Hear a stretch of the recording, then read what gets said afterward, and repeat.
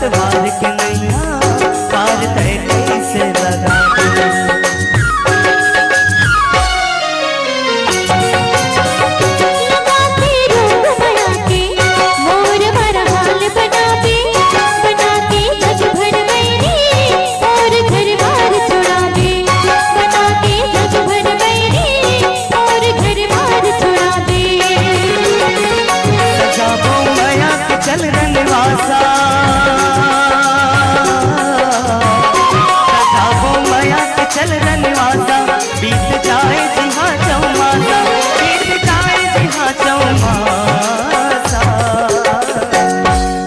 जिनकी सरक समान मोरे तोर लागे